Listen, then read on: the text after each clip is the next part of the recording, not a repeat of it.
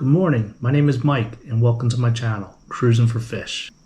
I can't believe it's been almost a year since I posted my first Salmon River fishing video on YouTube.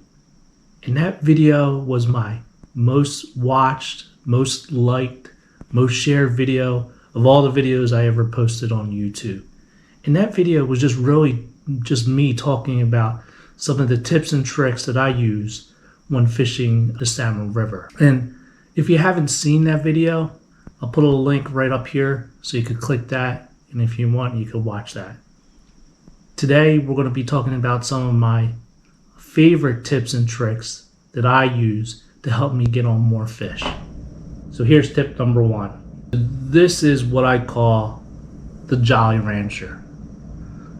And what is the Jolly Rancher? Well, all it is just an egg pattern fly that I coat with scent. Where do I get that scent from? They make these Atlas Mike's plastic eggs that are scented and they have a really strong smell. It's a candy-like, peppermint, sweet smelling, and you touch it, it stays with you for a while. All I do is, as I'm making these flies for the next season, I'll actually put those flies in the jar. And when you buy these new, this one's almost dried out, it comes with a pretty good amount of liquid in there, which is that scent. And then I just turn it over, and that Estes soaks up that scent. And for me, the combination of the egg pattern and the scent that's being used, I feel like I get a lot more bites with kings. If you watch any of my Salmon River fishing videos, this pattern, this combination is very effective on cohos. I catch a lot of cohos by doing this. And I typically go during, mid-September, the early part of the run, and when things are just starting to heat up. As I get into, when the actual steelhead, the browns, the Atlantic start moving in and they're actively eating, this combination of an egg pattern and using the scent has been very effective for me. It's sort of like what I consider my confident bait that I use for the Salmon River. And the color that I like the most, and you'll see in my videos, is this flow green color. Once I start seeing, fish that are actively eating, such as the steelhead, the browns, and the Atlantics, that's when I'll start going to natural colors. But I'll still use the combination of, the egg pattern, natural colors, and the scent added.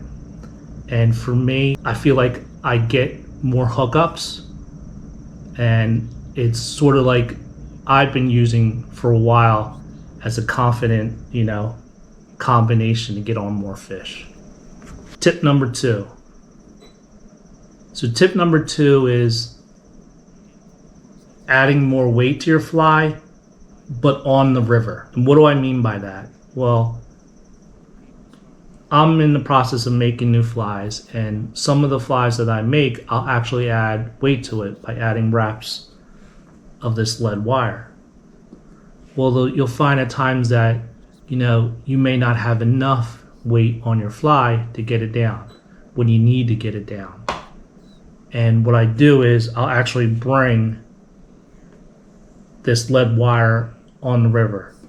I actually have it in my fly box, and I just have a bunch of it ready. So if I ever need it, I can add that wire to the fly to get it down deeper if I need to. Adding just a little bit of weight will help it bring it down a little bit further and get it closer to their mouth. Increase your chances of having them bite. So that's tip number two. So tip number three is, since we're on the conversation of weight, tip number three is more of a way to save money with the tackle that you need to buy for the Salmon River. And what I mean by that is that there's certain rules and regulations around what tackle you can use on the Salmon River. And the one thing that you can use still is lead weight. But you cannot buy lead weight in any of the stores. The stores cannot sell you lead weight. I'm not sure if that's just a regulation for the Salmon River itself, but what they sell in the stores is a tin weight, a tin shot, and that's more expensive than the lead shot. So recommendation, a tip is just stocking up on lead weight. I just picked these up from Walmart. They work just as well. A bunch of packs that I have, and that will help you save some money versus going into the shop and spending more money buying tin shot, because you could still use the lead shot on the river. So tip number 4 is just it's a safety tip. And what I use a lot, as I'm exploring the river, trying to get in certain spots on the river, crossing the river itself, you'll find that, depending on, how fast the water's moving, and also how the rocks on the river can be very slippery, having a wading staff is very helpful when you're crossing, those type, dangerous conditions on the river.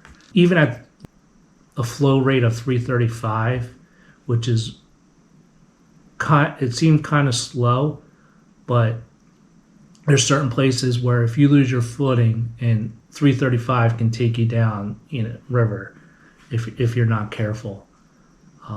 But there's been times where that water gets up to 1,000, 1,500, and in some years up to 2,000 CFS, and those are really dangerous conditions. Anything over 1,000, you have to really question if it's worth crossing the river or not. But it's always good to have a wading staff stick. It's a good investment. You just add it to your wading belt. This one happens to be collapsible, so it works very good when I need it. It's not in the way, and it's just something good to have on the river. Now, the last tip is more of a bonus tip. I carry this fly everywhere I go. I think I use it more so on the Salmon River, and that's the stonefly. This is one fly that the king, the coho, the brown trout, the steelhead, the Atlantic, this is what the fish are seeing the most out on the river. So those fish that are actively feeding, they're targeting the salmon eggs. But when they're in the river system, they see this the most, and they're actively eating this. When you go to the Salmon River, spend some time looking under the rocks. You're going to find these everywhere, and the fish love them. I've caught kings on these. Cohos love them, especially the steelhead. When you have that finicky steelhead that's not going to bite, won't bite like an egg pattern, I pull out this stonefly, and I've had great success with this. So I keep this in my pack all the time.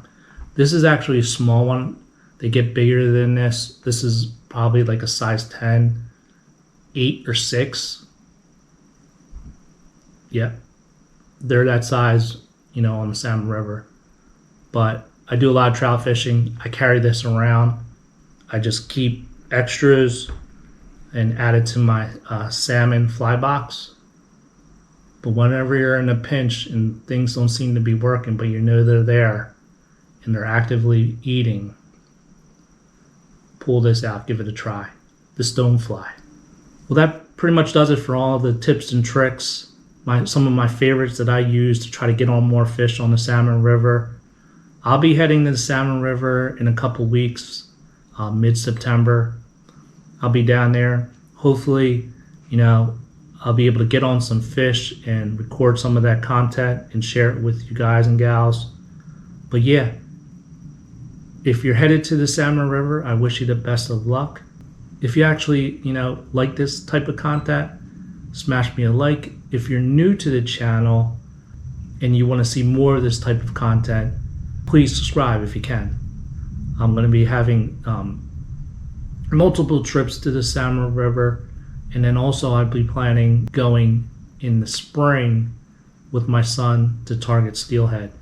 So that will be a first for both of us.